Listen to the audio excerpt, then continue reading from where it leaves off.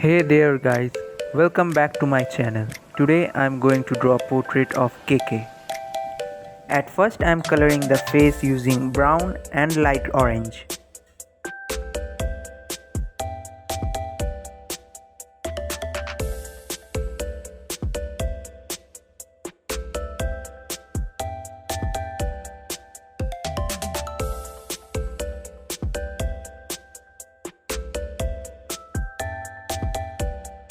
After that I am shading the shirt using 2B, 4B, 6B, 8B and 10B pencils.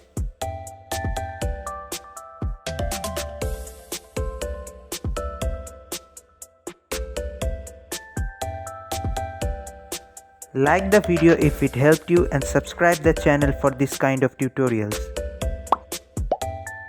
See you all in next video and thanks for watching.